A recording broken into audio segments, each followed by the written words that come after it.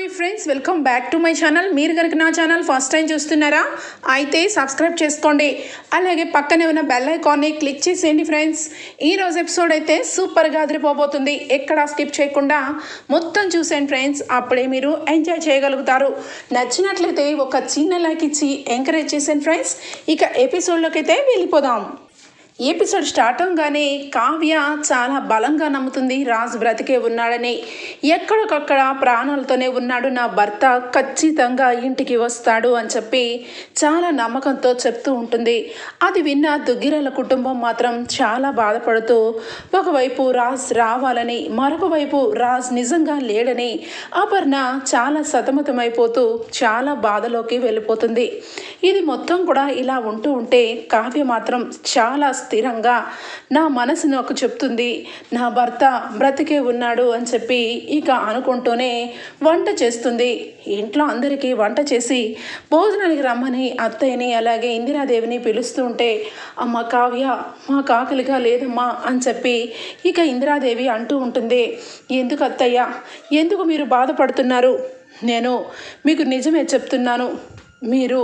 నేను అలాగే మీ అబ్బాయి ఒకే ప్రయాణం చేసినప్పుడు ఇద్దరము కూడా లోయలో పడిపోయాం.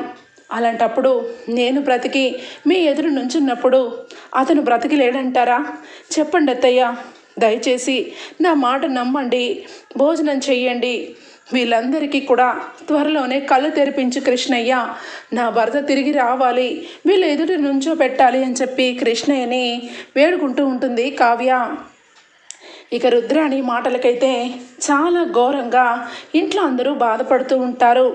ఒక్కొక్క క్షణం రుద్రాణిని చంపేయాలన్నంత కోపం వస్తూ ఉంటుంది ఇందిరాదేవికి. అసలు నా కడుపులో పుట్టింది కానీ అసలు నా కడుపులో పుట్టలేదు కానీ ఎంతో కొంత నా ఇంట్లోనే ఉంటూనే ఇక ఇంటి వాతావరణం మొత్తం తెలిసి ఒక మనిషి లేడు అన్న విషయాన్ని మేము జీర్ణించుకోలేకపోతుంటే పదే ఆ మనిషి లేడని అంటుంది అంటే అసలు అది మనిషేనా అని చెప్పి ఇక అనుకుంటూ బాధపడుతూ ఉంటుంది. ఇక దుగ్గిరాల ఇంట్లో ఈ రకంగా ఉంటే మరొక వైపు రాజ్ కూడా ఒకటే విధంగా ఇక ఫోటోలన్నీ చూపించి రాజ్ మనసుని మార్చే ప్రయత్నం చేస్తుంది ఆమెని. ఇక తనతో పాటు కాలేజ్ డేస్ అప్పుడు ఉన్న ఫోటో ఆల్బమ్ని రాజ్కి అనుగుణంగా పెట్టి రాజ్ని ఇక నమ్మించే ప్రయత్నం చేస్తూ ఉంటుంది. ఎంతో కొంత రాజ్తో క్లోజ్గా ఉన్న ఫొటోస్ని అలాగే ఒక డూప్లికేట్గా దండలు మార్పిడి చేసుకొని ఎంగేజ్మెంట్ కూడా అయిపోయిందని సృష్టిస్తుంది. ఇక రాజ్ భోజనం చేస్తూ ఉండగా ఒక్కసారిగా పొరపడితే ఏమైంది, ఎందుకు అలా ఎవరైనా తలుచుకున్నారేమో అని చెప్పి యామిని వాళ్ళ ఫాదర్ అంటుంటే ఒక్కసారిగా వాళ్ళ అమ్మగారైతే ఇంకెవరు వాళ్ళ భార్యే తలుచుకుని ఉండొచ్చు అని చెప్పి అనగానే ఒక్కసారిగా యామిని స్టన్ అయిపోతుంది. రాజ్ వెంటనే భార్య అని చెప్పి ఏం మాట్లాడుతున్నారు, భార్య తలుచుకోవడం ఏంటి, నాకు ఇంకా పెళ్లి కాలేదు కదా అనగానే అది బాబు భార్య కదా, ఎంగేజ్మెంట్ అయితే ఖచ్చితంగా సగం పెళ్ళి అయిపోయిందని అంటారు, అందుకని నా కూతురు నీకు భార్య కదా బాబు అనగానే ఇక రాజ్ వెంటనే ఆలోచనలోకి పడతాడు. ఇక అక్కడి నుంచి యామిని అయితే చాలా సీరియస్గా చూస్తుంది. కానీ ఏదో రకంగా కవర్ చేసింది కాబట్టి వాళ్ళ అమ్మని వదిలిపడేస్తుంది. ఇక రాజ్ అయితే చాలా బాధపడుతూ నిజానికి వీళ్ళ మొహాలు నాకు అసలు ఎప్పుడు గుర్తు రావట్లేదు, అలాంటిది నేను ఇక్కడ పెరిగానా, ఈ ఇంటి వాళ్ళ మధ్య ఉన్నానా అని చెప్పి ఇక రోజు కూడా ఆలోచన చేసుకుంటూ ఉంటాడు. ఒకసారి మార్నింగే రాజ్ ఎప్పుడులాగే ఫాస్ట్గా లేచి మార్నింగ్ వాకింగ్కి బయలుదేరుతాడు. ఇంట్లో ఎవ్వరూ కూడా అప్పటికి నిద్రపోతూనే ఉంటారు. రాజ్ నడుచుకుంటూ ఇక వాకింగ్ అని అలా సరాసరి రాజ్ ఎప్పుడూ కూడా వాకింగ్ చేసే ప్లేసు లైట్గా గుర్తుకొస్తూ ఉంటుంది. ఇక వెంటనే రాజ్ ఎక్కడ ఆ ఏరియా ఎక్కడ అని చెప్పి సందుల్లోకి అన్నిటికీ కూడా వెళ్ళిపోతూనే ఉంటాడు. ఒక్కసారిగా ఇక వెంటనే ఆటో అతను వస్తాడు. బాబు ఎక్కడికి తీసుకెళ్ళమంటారు అనగానే ఇక అక్కడ ఉన్న కొన్ని గుర్తులు, అక్కడ స్టాచ్యూ ఉంటుంది, అక్కడ అందరూ వాకింగ్ చేస్తూ ఉంటారు, అక్కడికి అనగానే ఓ ఆ ప్లేసా, అక్కడికా బాబు, పద కూర్చోండి అని చెప్పి మొత్తానికైతే ఇక అక్కడికి తీసుకొని వెళ్తాడు. ఇక అదే టైంలో కావ్య కూడా రోజు కూడా నా భర్త నేను లేచేసరికి ఆయన వాకింగ్ చేసుకొని వెళ్ళి వచ్చేవారు అని చెప్పి అదే టైంలో కావ్య కూడా అతను ఎక్కడెక్కడ ఉన్నారో ఆ ప్లేసుల్లో నేను వెళ్ళి కొంచెం సేపు కూర్చుంటే తప్ప నా మనసు కుదిరపడదు అని చెప్పి కావ్య కూడా ఆ ప్లేస్కి వెళ్తుంది.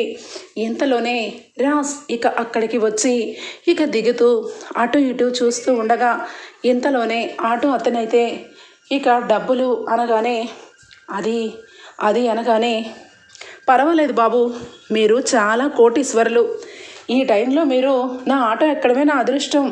అయినా దుగ్గిరాల ఏంటి వారసుడు రాజ్ గారు మీరు అని చెప్పి ఇక అక్కడి నుంచి వెళ్ళిపోతాడు. ఒక్కసారిగా రాజ్కి అర్థం కాదు. దుగ్గిరాల ఏంటి రాజా అని చెప్పి ఇక అలానే స్టన్ అయిపోయి ఉంటాడు. ఇంతలోనే ఇక వెంటనే కావ్య దూరం నుంచి రాజుని చూస్తూ ఉంటుంది. ఒక్కసారిగా రాజుని చూసి ఇక ఏమండి ఈయనలాగే ఉన్నారేంటి అని చెప్పి దూరం నుంచి ఒక చెట్టు కొమ్మలోంచి మొహం కనపడుతూ ఉంటే పరుగున వెళ్తుంది. ఇంతలోనే ఇక రాజు మాయమైపోతాడు. ఒక్కసారిగా కావ్య మొత్తం వెతికి ఇక ఏమీ చేయలేక ఆయన బ్రతికే ఉన్నారు, ఖచ్చితంగా బ్రతికే ఉన్నారు. ఈ విషయం ఇంట్లో వాళ్ళెవ్వరికీ కూడా తెలియట్లేదు, నేను ఇప్పుడే చెప్పాలి అని చెప్పి వెంటనే ఇక కావ్య ఇంటికి బయలుదేరుతుంది. రాజ్ ఇక యామిని వెంటనే అదేంటి బావా, ఎవరికి తెలియకుండా ఇలా వచ్చేసావేంటి అనగానే ఎవరికి చెప్పాల్సిన అవసరం ఏముంది, నాకు మార్నింగే వాకింగ్ చేయడం అలవాటు, అది కూడా ఇక్కడ. అలాంటప్పుడు నీకు చెప్పేదేముంది, నీకు కూడా తెలిసే ఉండొచ్చు కదా అనగానే అవును నాకు కూడా తెలుసు అనగానే ఇంతకీ నా ఇంటి పేరేంటి అని చెప్పి అడుగుతాడు. అది బాబా ఇప్పుడు అడుగుతున్నావేంటి, అయినా ఇదంతా ఇక్కడెందుకు, ఇంటికి వెళ్ళాలి, ట్యాబ్లెట్లు వేసుకునే టైం అయింది అని చెప్పి వెంటనే కారులో కూర్చోమని ఇక చేతిలో పెట్టి కూర్చోబెడుతుంది. ఇక వెంటనే కావ్య ఈ లోపలే ఇంటికి వెళ్తుంది. ఇక అప్పు అలాగే స్వప్న బయట కూర్చొని అక్క ఎక్కడికి వెళ్ళావు, పొద్దున్నే కిచెన్లో ఉంటావు కదా, అలాంటిది బయటికి వెళ్ళేందుకు వస్తున్నాను అనగానే ఏ అప్పు, నేను చెప్పాను కదే బావ ఖచ్చితంగా బ్రతికి ఉన్నాడని, నా కళ్ళారా నేను చూశాను, నా కళ్ళారా చూశాను, ఆయన బ్రతికి ఉన్నారు, ఆయన దగ్గరికి వెళ్ళే లోపలే ఆయన కనిపించకుండా మాయమైపోయారు అనగానే ఇక ఇందిరాదేవి అపర్ణ అందరూ కూడా హాల్లో ఉంటారు. అమ్మ కావ్య రామ్మ అని చెప్పి సోఫాలో కూర్చోపెట్టి ఇందిరాదేవి ఏంటమ్మా నువ్వు చెప్పేది అనగానే అమ్మమ్మ గారు, అత్తయ్య మీరందరూ కూడా నా మాట నమ్మలేదు కదా, ఆయన నా కళ్ళారా చూశాను అనగానే ఇక వెంటనే రుద్రాని రంగంలోకి దిగిపోతుంది. ఏంటి నీ కళ్ళారా చూసావా, మరి అలాంటప్పుడు నీతో పాటు రాజేడి ఎక్కడా, రాజ్ అని చెప్పి వెటకరిస్తూ చూశారు కదా, ఈవిడ గారు భ్రమలో బ్రతుకుతారంటే మీరెవరు నమ్మలేదు, చుట్టుపక్కల అందరూ కూడా రాజ్ లేడని అందరికీ తెలిసిపోయింది, కానీ ఈవిడ మాత్రం రాజ్ ఉన్నాడు చూశాను, ఏంటిదంతా అంటే త్వరలోనే నేను అనుకున్నట్టు కావ్య పిచ్చిదైపోయిందా ఏంటి అనగానే ఒక్కసారిగా అప్పు స్వప్న ఇద్దరు కూడా రుద్రాణి గారు అని చెప్పి గట్టిగా అరుస్తారు. ఏంటి అరుస్తున్నారు, ఒకే ఇంటి కుటుంబం నుంచి వచ్చిన వాళ్ళు కదా, మాత్రం ఉంటుందిలే, ఇప్పుడు నిజంగా రాజు బ్రతికే ఉన్నాడని మీ అక్క భ్రమలో ఉంది, ఈ భ్రమని ఏమంటారు, ఈరోజు పార్కులో చూశానంటుంది, రేపు ఇంటిలో మధ్యలోనే కూర్చున్నాడంటది, దీనికి ట్రీట్మెంట్ ఇవ్వాల్సిందే అని చెప్పి ఇక రుద్రాణి అయితే చాలా ఘోరంగా కావ్యని అంటూ ఉంటుంది.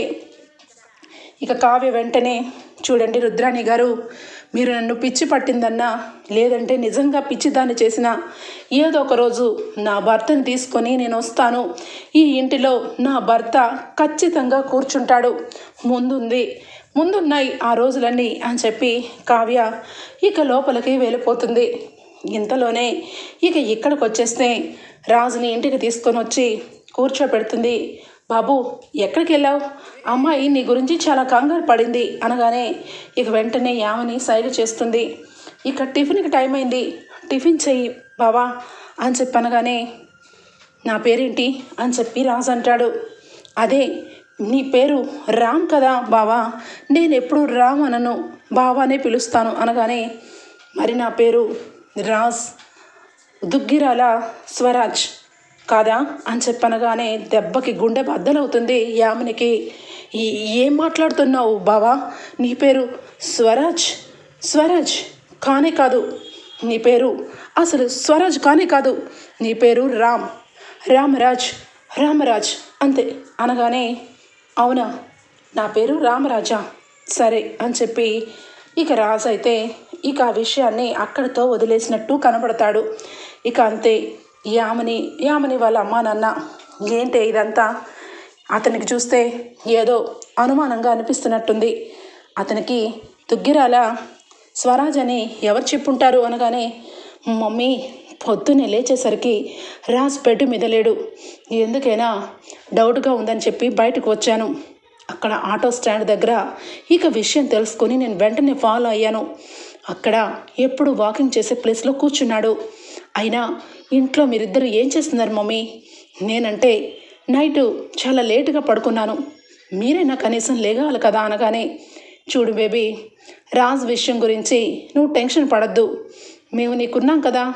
రాజ్ని ఏదో రకంగా నీకు పెళ్లి చెయ్యాలి, నీ భవిష్యత్తు బాగుండాలని నీతో పాటు కలిసి నాటకం ఆడుతున్నాం. కాబట్టి ఖచ్చితంగా రాజ్కి గతం గుర్తు రాదు. గతం గుర్తుకు రాకుండా నేను చూసే మార్గం ఒకటి ఉంది అని చెప్పి ఇక అనడంతో, ఏంటది అనగానే, రాజ్ ఇల్లు వదిలి వెళ్ళకూడదు, అలా అని చెప్పి ఎక్కడికి వెళ్ళినా నువ్వు తనతో పాటే ఉండు. తను ఎక్కడికి దిగకుండా కారు లోపలే ఉండి ఏదైనా కూడా నువ్వు పక్కనే ఉండేలాగా చెయ్యి అని చెప్పి ఇక అనుకుంటూ ఉంటారు. మొత్తానికైతే రాజ్కి ఇక మధ్యలో ఇక గుర్తుకొస్తూనే ఉంటుంది. పాత గుర్తులన్నీ కూడా ఇక డిజైన్స్ చూసినప్పుడల్లా రాజ్ డిజైన్స్ గీస్తున్నట్టు, క్లయింట్స్తో మాట్లాడుతున్నట్టు లైట్గా కనపడుతూ ఉంటుంది. ఇక ఒక పేపర్ తీసుకొని సరాసరి ఇక ఒక చక్కని డిజైన్ అయితే గీస్తాడు. ఇక వెంటనే ఈ డిజైన్ నాకు ఎందుకు వస్తుంది అంటే, నేను ఒకప్పుడు డిజైనర్నా, లేదంటే నేను డ్రాయింగ్ వేస్తానా అని చెప్పి తన బిజినెస్కి సంబంధించినవన్నీ కూడా గుర్తు తెచ్చుకుంటూ మధ్యలో ఇక రాజ్ స్వరాజ్ అని చెప్పి అన్న మాటలు కూడా గుర్తు తెచ్చుకుంటూ ఉంటాడు. మరొక వైపు ఇక యామిని అయితే రాజ్ ప్రవర్తనని గమనిస్తూ రాజ్కి స్పృహ రాకుండా, గతం గుర్తు తెచ్చుకోకుండా రాజ్ గుర్తులను చెరిపేయడం కోసం ఇక పదే బయటకు తీసుకువెళ్తూ రాజ్కి కొత్త రుచులు, కొత్త అభిరుచులు ఇక తెలియజేయడానికి స్టార్ట్ చేస్తూ ఉంటుంది. ఇక మరొక వైపు కావ్య రాజ్ కనపడడం వల్ల చాలా సంతోషపడుతుంది. అతను నాకు కనపడ్డారంటే ఇంట్లో వాళ్ళు ఎవరూ నమ్మట్లేదు, ఖచ్చితంగా అతను బ్రతికే ఉన్నాడు. ఈ రోజు నుంచి నాకు నేనే వెతుక్కుంటాను నా భర్తని అని చెప్పి పొద్దున్నే బ్యాగ్ వేసుకొని ప్రతి సందుల్లోనూ ప్రతి ఇంటి దగ్గరికి వెళ్ళి రాజ్ గురించి ఇక హైదరాబాద్ మొత్తం కూడా తిరగడానికి నిశ్చయించుకుంటుంది. ఇక ఇదిలా ఇక రోజుకి అటు ఇటు తిరుగుతూ ఉంటే ఇక ఖచ్చితంగా ఏదో ఒక రోజు రాజ్ని ఇంటికి తీసుకొచ్చేస్తుందేమో. దీన్ని ఇలా కాదు, ముందు ఆ మనిషికి ఫోన్ చెయ్యాలి అని చెప్పి రుద్రాణి అసలు నిజస్వరూపం కనబడుతుంది మనకిక్కడ. వెంటనే ఇక రుద్రాణి ఫోన్ చేసి ఇక యామిని లిఫ్ట్ చేస్తుంది. హలో, ఎవరు మాట్లాడేది అనగానే, అప్పుడే మర్చిపోయావా? రాజ్ అయితే గతం మర్చిపోయాడు, నువ్వెలా మర్చిపోయావు నన్ను అని చెప్పి రుద్రాణి అడగడంతో, హో రుద్రాణి గారు మీరేనా, ఏంటి ఇలా కాల్ చేశారు? అక్కడ పరిస్థితి అంతా కూడా సెట్ అయిపోయింది కదా, రాజ్ చచ్చిపోయాడని పాపం అందరూ బాధలు పడుతున్నారా అనగానే, అసలు బాధే కాదు, బాధ లేకుండా తిరుగుతుంది ఆ కావ్య. రాజుని పార్క్లో చూసిందంట, తన కోసం రోజు కూడా జల్లెడి పడుతుంది. నువ్వేమో అందరూ బాధపడుతున్నారంటున్నావు. నువ్వు ఏదో రకంగా ప్లాన్ వేసి రాజుని ఇక్కడి నుంచి దూరంగా తీసుకెళ్ళిపో, లేదంటే ఆ కావ్య అనుకున్నంత పని చేసి ఏదో ఒక రోజు రాజు బ్రతికే ఉన్నాడని తీసుకొని రాక తప్పదు. అందుకే ఫోన్ చేశాను. నువ్వు నా దగ్గరికి వచ్చి రాజుని ప్రేమిస్తున్నాను, రాజు నాకు కావాలని నాకు పర్సనల్గా కలిసావు కాబట్టి నీకు నేను ఇంత హెల్ప్ చేశాను, కానీ నువ్వు మాత్రం మర్చిపోయావు అనగానే, అయ్యో ఆంటీ, మీ మేలు నేను మర్చిపోగలనా? వాళ్ళు అసలు శ్రీశైలం హైవేల మీద వెళ్తున్నారని సంగతి చెప్పిందే మీరు. అలాంటప్పుడు మీ గురించి నేను ఎందుకు మర్చిపోతాను? ఆ కావ్య తెలివిగలది అని అనుకున్నాను, కానీ దానికి ఎంత తెలివి ఉంటుందని ఊహించలేకపోయాను. అందుకే ఆ రోజు యాక్సిడెంట్ రోజు ఇక దాన్ని వదిలేసి రాజుని మాత్రమే ట్రీట్మెంట్ చేయించాను. అది బ్రతికే ఉందని సంగతి తెలియక దాన్ని వదిలేశాను. అది బ్రతికిందని సంగతి తెలిసి దాన్ని హాస్పిటల్లోనే చంపి పడేయాల్సింది. ఇప్పుడు నాకు ఉన్నది ఒకటే ఒక దారి, దాని కంట రాజుని పడకుండా చేసుకోవడమే అని చెప్పి ఇక యామిని అయితే రాజుని అస్సలు బయటికి రానివ్వదు. రాజుకి ఆశ్చర్యంగా అనిపిస్తుంది. యామిని, నాకెందుకో ఇంట్లో ఉండాలనిపించట్లేదు. నేను ఏదైనా బిజినెస్ చేసేవాడినా, నేనైనా డిజైన్స్ అన్నా గీసేవాడినా, నాకు గోల్డ్ బిజినెస్ మీద చాలా ఇంట్రెస్ట్ అనిపిస్తుంది. నాకెందుకో చాలా వరకు ఆఫీసులన్నీ కూడా నా గతంలో ఉన్నాయా, నాకెందుకని ఒకటేసారి రాజ్ స్వరాజ్ అన్న మాటే నాకు గుర్తుకొస్తుంది. అసలు నా వాళ్ళందరూ ఉన్నారా లేరా అని చెప్పి గట్టిగా నిలదీగానే, అయ్యో బావా, నీ వాళ్ళంటూ మేమే, నీకంటూ గతం లేదు. యాక్సిడెంట్ అవడం వల్ల పదే పదే నీకు షాక్గా అనిపిస్తుంది అంతే అని చెప్పి ఈ విషయం డాక్టర్కి చెప్పగానే, అమ్మా, ఆయనకి గతం గుర్తుకొచ్చడానికి ఇంకాస్త టైం ఇక ఎక్కువ లేదు, త్వరలోనే గుర్తుకు రావచ్చు. ఖచ్చితంగా అతను చెప్పిన గుర్తుల ప్రకారం అతను ఈ ఏరియాలోనే ఉన్నాడు కాబట్టి, ఈ హైదరాబాద్లో అతనికి గుర్తులు ఎక్కువగా ఉన్నాయి కాబట్టి పదే పదే ఆయనకి అదే ఆలోచనలు వస్తున్నాయి. ప్లేస్ చేంజ్ అయిపోతే తప్ప అతని గతం మర్చిపోలేడు. కాబట్టి త్వరలోనే అతన్ని ఖచ్చితంగా వేరొక ఊరు తీసుకుని వెళ్ళిపోతే తప్ప అతని గతం గుర్తు రాకుండా కాపాడుకోవచ్చు, నువ్వు అనుకున్నట్టు పెళ్లి చేసుకోవచ్చు అని చెప్పి చెప్పడంతో ఇక యామిని అయితే కొత్త ప్లాన్ వేస్తుంది. మమ్మీ, నేను రాజ్ ఇక ఫారెన్ వెళ్ళిపోవాలి, ఏర్పాట్లు చేసి నన్ను అలాగే రాజ్కి ఇద్దరికి కూడా పెళ్లి చేసి పంపించేయండి అని చెప్పాను. కానీ ఏంటి, ఏం మాట్లాడుతున్నావు? ఇప్పటికే రాజ్కి గతం గుర్తుకు వస్తూ మధ్యలో నిలదీస్తున్నాడు. ఇప్పుడు పెళ్లి చేసిన తర్వాత ఒకవేళ గతం గుర్తుకు వస్తే ఏం చేస్తావే అనగానే, గతం గుర్తు రాకుండా ఇదిగో ఈ ట్యాబ్లెట్లు రాశారు డాక్టర్ గారు. తనకి ఎప్పుడు ఏ రకంగా అయినా గతం గుర్తుకు రాకుండా ఉండాలి అంటే రోజు కూడా ఈ ట్యాబ్లెట్లు వేస్తూ రావాలంట. అప్పుడు శాశ్వతంగా మనం తప్పించి ఎవ్వరు కూడా అతని గతంలో కనపడరు అనగానే, ఏంటి బేబీ నిజమా అనగానే, అవును మమ్మీ, నన్ను ఎప్పుడూ కూడా నువ్వు మారిపోయావు, నువ్వు పూర్తిగా మారిపోయావు అంటున్నావు. నిజానికి చెప్పాలంటే పూర్తిగా మారిపోయాను మమ్మీ. ఇక నాకు ఎలాంటి అలవాట్లు లేవు, అన్ని బ్యాడ్ హ్యాబిట్స్ మార్చుకున్నాను. నాకు కోసం నేను బ్రతకడం నేర్చుకున్నాను. కేవలం అది రాజు వల్లే. ఈరోజు రాజు నాకు దక్కాడు కాబట్టి నేను నిజంగానే పెళ్లి చేసుకుని సంతోషంగా ఉండాలనుకుంటున్నాను.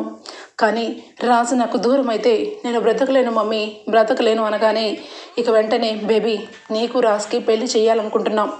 ఇక పెళ్లి చేసేసి ఇక వీలైనంత త్వరలో నిన్ను ఫారెన్ పంపించేయాలి, నువ్వు ఎక్కడున్నా చల్లగా ఉండాలి అని చెప్పి మొత్తానికైతే యామిని కుటుంబం యామినికి రాజ్కి పెళ్లి చేయాలని నిశ్చయం చేసుకుంటుంది. ఇక అప్పు కావ్య మాటలు విని, అక్క ఎప్పుడు కూడా ఇలా మాట్లాడదు, ఇలా మాట్లాడుతుందంటే ఖచ్చితంగా అక్క నిజమే చెప్తుందా, అయినా సీసీటీవీ ఫుటేజ్లు ఎందుకు చెక్ చేయలేదు, నేను ఒకసారి చెక్ చేయాలి అని చెప్పి ఇక అక్కడ ఉన్న ప్లేస్ మొత్తం కూడా చెక్ చేస్తూ సీసీటీవీ ఫుటేజ్లో ఎక్కడైనా క్లూ కనపడుతుందేమోనని ఇక చూస్తూ ఉంటుంది. ఇక ఒక్కసారిగా ఒకవేళ ఇక్కడ యాక్సిడెంట్లు జరిగితే కావ్యక్కని జాయిన్ చేసే హాస్పిటల్లోనే ఉంటారు కదా, మరి అలాంటప్పుడు ఒకసారి హాస్పిటల్ని కూడా చెక్ చేస్తే బెటర్. నిజానికి తలకి కట్టుకొని బావ కనపడ్డాడని అక్క చెప్తుంది కాబట్టి హాస్పిటల్కి వెళ్ళి ఒకసారి సీసీటీవీ ఫుటేజ్ని కూడా చెక్ చేయాలని చెప్పి ఇక మొత్తానికి సీసీటీవీ ఫుటేజ్ చెక్ చేపిస్తూ ఉంటుంది. ఇక అప్పు అయితే మరొక వైపు కావ్య ప్రతిరోజు కూడా రాజ్ ఎక్కడెక్కడికి వెళ్ళేవాడో ఆ ప్లేస్లన్నీ చూస్తూ ప్రతి చోట రాజ్ ఎప్పుడు కనపడతాడా అని ఎదురు చూస్తూ ఉంటుంది. ఇక రాజ్ కనబడడు. ఇంటికి వస్తూ ఇక ఒక్కసారిగా కబోర్డ్ ఓపెన్ చేస్తుంది. ఇక ఓపెన్ చేస్తూ రాజ్కి ఫేవరెట్ అయిన ఇక కోట్ని చూసి చాలా బాధపడుతూ, ఏమండి, మీరు నిజంగా బ్రతికే ఉన్నారని నాకు తెలుసు, కానీ ఏమైపోయారండి, ఎక్కడ ఉన్నారండి, కనపడ్డారు, కనపడిన మరుక్షణమే మాయమైపోయారు. ఎక్కడున్నారండి అని చెప్పి ఇక అట్లానే బట్టలు చూస్తూ ఉంటే కవర్ కనపడుతుంది. ఆ కవర్లో యామిని అలాగే రాజ్ కలిసి దిగిన ఫొటోసు యామిని పంపించిన రోజు హడావుడిగా కబోర్డ్లో పెట్టడం అవన్నీ కూడా అక్కడే ఉండడం జరిగిపోతుంది. ఇక వెంటనే ఫోటోలు చూసి ఒక్కసారిగా షాక్ అయిపోతుంది. ఇక కావ్య వెంటనే ఏంటి ఈయన గతంలో మరొకరు ఉన్నారా? ఈ అమ్మాయిని చూస్తుంటే ఇక ఆయనకి ఇక లవర్ లాగా అనిపిస్తుంది. ఈయన కూడా చాలా సంతోషంగా ఉన్నారు. అసలు ఈ అమ్మాయి ఎవరు? ఈయనకి ఈ అమ్మాయికి ఏంటి సంబంధం అని చెప్పి ఆ ఫోటోలని చాలా భద్రంగా ఇక అప్పుకి చూపించాలి. ఈ విషయంలో అప్పుకి ఈ విషయం తెలియాలి, పోలీసులకి ఈ విషయం చెప్పాలి అని చెప్పి ఫాస్ట్గా ఇక కవర్ తీసుకొని ఇంట్లో ఎవరు లేకపోవడంతో వెంటనే కిందకి దిగిపోతుంది. ఇక పోలీస్ స్టేషన్లో అప్పు ఉంటుందని తెలుసుకొని అప్పు అప్పటికే సీసీటీవీ ఫుటేజ్ అన్నీ కూడా చెక్ చేస్తూ హాస్పిటల్లో నుంచి ఇక రాజ్ని డిశ్చార్జ్ చేసినప్పుడు రాజ్ నడుచుకుంటూ కారులో కూర్చోవడం సీసీటీవీ ఫుటేజ్లో ఇక కనపడుతుంది. అప్పు ఒక్కసారిగా బావా అంటే బ్రతికి ఉన్నాడా? బావని ఈ అమ్మాయి ఏంటి తీసుకొని కారులో కూర్చోపెడుతుంది అంటే బావని ఇదేనమాట తీసుకొని వెళ్ళిపోయి ట్రీట్మెంట్ చేయించి తీసుకొని వెళ్ళిపోయింది. అసలు ఈ అమ్మాయి ఎవరు?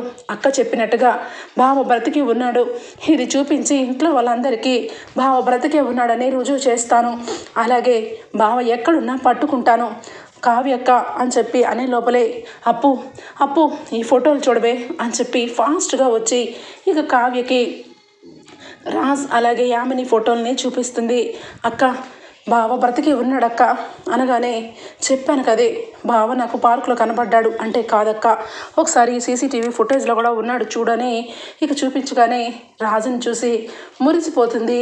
అంటే ఆయన బ్రతికే ఉన్నారు, నా నమ్మకం రుజువైంది, చూసావు కదా ఆ అప్పు బావ అని చెప్పి ఎమోషనల్ అయిపోతూ ఉంటే అక్క ఈ అమ్మాయి బావకి చాలా క్లోజ్గా కనిపిస్తుంది ఈ ఫొటోస్లో, బావ గురించి ఇంకా ఏమన్నా క్లూ దొరుకుతుందేమోనని ఇదంతా చూశాను. బావ బ్రతికే ఉన్నాడు, కానీ ఎక్కడ ఉంటాడు? ఖచ్చితంగా ఏదో ఒక టైంలో మనకి బావ గురించి విషయం ఖచ్చితంగా తెలుస్తుంది అని చెప్పి ఇద్దరు కూడా ఇక వస్తూ ఉండగా బావ ఆ నిమిషంలో యామిని ఇక అదే టైంలో రాజుని తీసుకొని కారులో వెళ్తూ ఉండడం కనిపిస్తుంది. ఒక్కసారిగా అప్పు కావ్య బావా అని చెప్పి అప్పు ఆయన అని చెప్పి ఒక్కసారిగా కావ్య వెంటనే ఇక ఇద్దరు కలిసి ఇక బయలుదేరుతారు. ఇక కార్ని ఫాలో చేస్తూ ఇద్దరు వెళ్ళగానే రాజ్ని చూసి కావ్య సంతోషపడుతూ ఉంటుంది. ఒక్క నిమిషం అని చెప్పి అప్పు ఇక వెంటనే ఫాలో చేస్తూ ఉండగా ఉన్న పలంగా పక్కదారిలోంచి యామిని వాళ్ళు వెళ్ళిపోతారు. ఇక కావ్య అయితే ఏమండి అని చెప్పి దూరం నుంచి అరుస్తూ ఉన్నా కూడా యామినికి రాజ్కి కనీసం వినపడదు. ఇక వెళ్ళిపోవడంతో అక్కడ ఆగిపోతుంది ఆటో. అప్పు వెంటనే అక్క నువ్వేమీ కంగారు పడద్దు, ఈ ఏరియా వరకు బావ కనిపించాడంటే ఖచ్చితంగా ఈ ఏరియాలోనే ఎక్కడ ఉండుంటారో, నేను చిటికలో కనుక్కొని బావని నిన్ను ఒక్కడ చేస్తాను అనగానే అప్పు బావ ఎందుకు ఆ కారులో వెళ్తున్నాడు? ఆ కారులో వెళ్తూ ఉండగా ఆ అమ్మాయి పక్క సీట్లో కూర్చొనే ఉంది, బావకి ఏమై ఉండొచ్చు అనగానే ఏమైనా నేనున్నాను కదక్క, నీకు నేను తెలుసుకుంటాను, నువ్వేమి బాధపడ మాకు అని చెప్పి మొత్తానికైతే ఇక ఈ విషయం గురించి ఇంట్లో అందరికీ తెలిసిపోతుంది. అపర్ణ, ఇందిరాదేవి అందరూ కూడా సీసీటీవీ ఫుటేజ్లో రాజుని చూసి బ్రతికే ఉన్నాడని తెలుసుకుంటారు. ఇక వెంటనే రుద్రాని ఈ సంగతి యామినికి తెలియాలి, లేదంటే యామిని చేసిన ప్లాన్ అంతా వేస్ట్ అయిపోయి రాజ్ తిరిగి ఇంటికి వచ్చేస్తాడని యామినికి పక్కకు వెళ్ళి యామిని నువ్వు రాజ్ త్వరలో పెళ్లి చేసుకోండి, ఈరోజే ఇప్పుడే రాజ్ బ్రతికే ఉన్నాడని మా కుటుంబం అందరికీ తెలిసిపోయింది, ఆ కావ్య చెప్పాను కదా సామాన్యురాలు కాదని అనగానే ఉన్న పలంగా ఇక రాజ్కి గుడికి తీసుకుని వెళ్ళి పెళ్లి చేసుకోవడానికి నిశ్చయం చేసుకుంటుంది యామిని. రాజ్ వెంటనే ఇప్పుడు నాకు పెళ్లి చేసుకోవాలని లేదు, తర్వాత చేసుకుంటాను అనగానే కాదు బావా, మన ఇద్దరికీ ఎంగేజ్మెంట్ అయింది, పెళ్లి చేసుకొని మనం ఫారెన్ వెళ్ళిపోదాం, మనం ఫారెన్లోనే ఉందాం బావా అని చెప్పి రాజ్ని బలవంతంగా పెళ్లి బట్టలు వేయిస్తుంది. పెళ్లి బట్టలు పెళ్లి బాస్కం ఇవన్నీ రాజ్కి ఆల్రెడీ కడుతూ ఉన్నట్టు ఇక జ్ఞాపకం వస్తూ ఉంటే ఒక్కసారిగా యామిని వచ్చి, ఏంటి బావా ఆలోచిస్తున్నావు, ఈ ట్యాబ్లెట్ వేసుకో అనగానే, వద్దు నేను ఏ ట్యాబ్లెట్ వేసుకోను, నా మనసంతా ఒక రకంగా ఉంది, దయచేసి నేను చెప్పినట్టుగా ఒక ఏరియాకి తీసుకొని వెళ్ళండి అనగానే, ఏ ఏరియా బావా అనగానే ఇక దుగ్గిరాల నిలయం గుర్తుకొస్తూ ఉంటుంది. అసలు ఆ దుగ్గిరాల నిలయం ఏంటి, అక్కడ పట్టుకొని తీసుకొని వెళ్ళండి అని చెప్పి అనగానే, సరే బావా అలాగే దుగ్గిరాల ఇంటికి వెళ్దాం రా బావా అని చెప్పి ఇక గుడికి తీసుకొని వస్తుంది. గుడిలో ఇక మంగళ వాయిద్యాలు పంతులు గారు అందరూ రెడీగా ఉంటారు. ఏంటి మీరు దుగ్గిరాల నిలయాన్ని తీసుకొని వెళ్తారని ఇక్కడికి తీసుకొచ్చారు, నేను ఇప్పుడు పెళ్లి చేసుకోలేను అంటున్నాను కదా అనగానే, బావా నా మెళ్ళో తాళి కట్టు, టైం లేదు, నా మెళ్ళో తాళి కట్టు బావా అని చెప్పి రాక్షసంగా మాట్లాడుతూ ఉంటుంది యామిని. ఇక యామిని ఉన్న ప్లేస్ని అయితే కనిపెట్టేస్తుంది అప్పు. ఒక్కసారిగా కావ్య అప్పు అలాగే ఇక బయలుదేరతారు పోలీసులను తీసుకొని. ఇక ఇంతలోనే గుడిలో పెళ్ళిని తెలుసుకొని గుడి మెట్ల దగ్గర కావ్య పరుగున ఏమండి అని చెప్పి అరుపులు వినిపిస్తాయి. ఇక ఒక్కసారిగా రాజ్ ఉన్న పలంగా పెళ్లి మండపం మీద నుంచి లేచి ఎవరు అని చెప్పి చూసేసరికి, ఏమండి నేనండి మీ కళావతిని అని చెప్పి పరుగున వచ్చి గట్టిగా పట్టుకుంటుంది.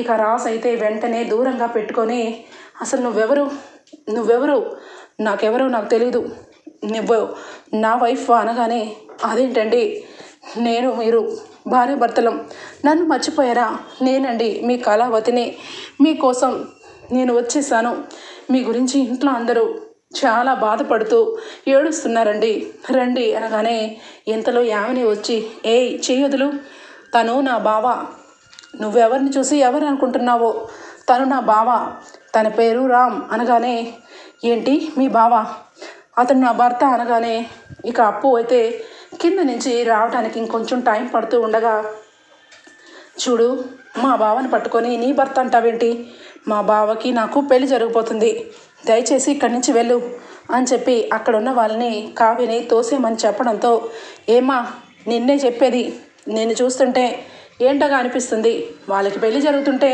నువ్వేంటి వెళ్ళు అని చెప్పి నెట్టేస్తూ ఉంటారు.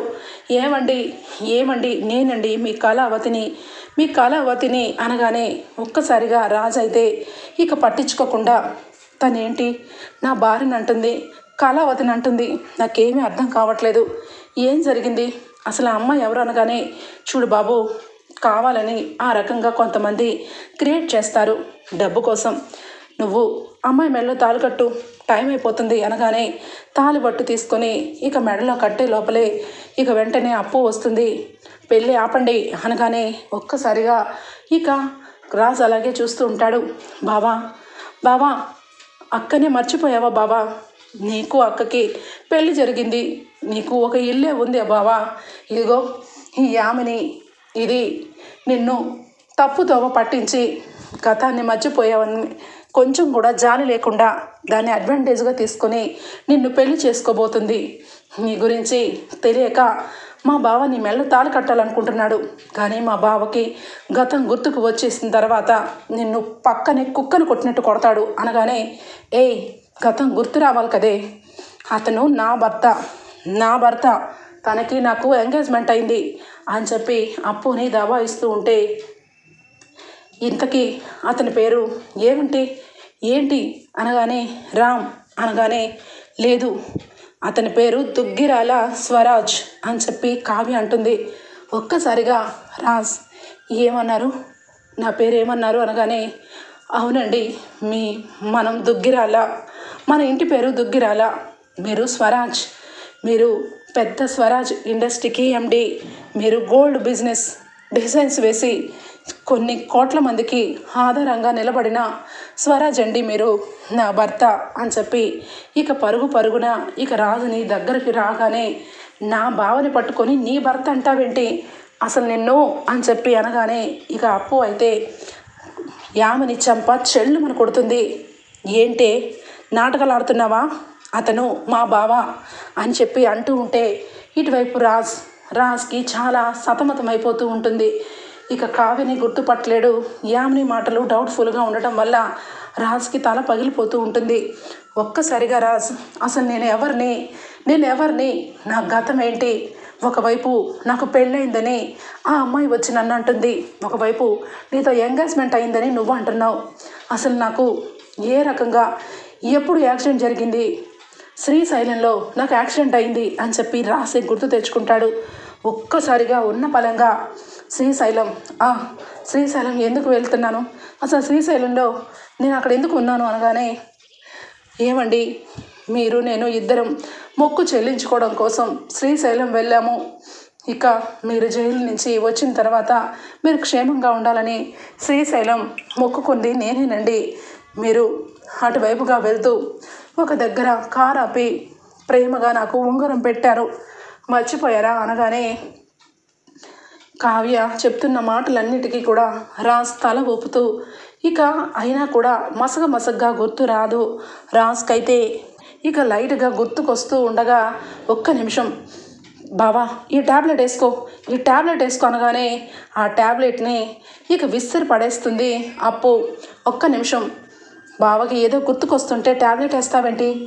ఇప్పుడు గుర్తు తెచ్చుకో బావా, నువ్వు అక్క శ్రీశైలం వెళ్తున్నారు, మధ్యలో అక్కకి ఈ రింగు పెట్టారు, ఈ రింగు చూడండి అనగానే రింగును చూసి రాజ్ ఒక్కసారిగా షాపింగ్ మాల్లో రింగు తీసుకొని పరిగెత్తుకుంటూ నా కళావతికి ఈరోజు నేను ప్రజెంటేషన్ చెయ్యాలి అని చెప్పి మొత్తం అన్నీ గుర్తు తెచ్చుకుంటూ ఒక్కసారిగా ఆ రింగు చేతికి ఉన్న వేలని చూసి కళావతి అని చెప్పి నోట్లోంచి అంటాడు.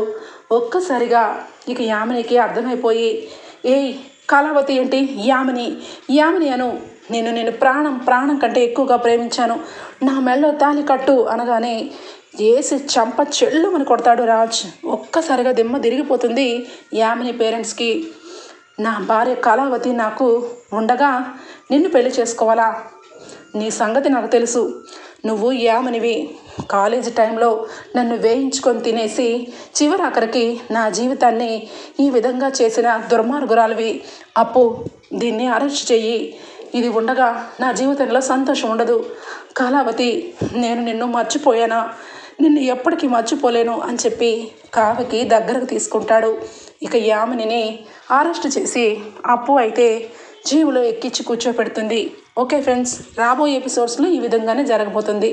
మీకు నచ్చినట్లయితే ఒక లైక్ ఇచ్చేయండి friends. Bye, take care, thank you for watching.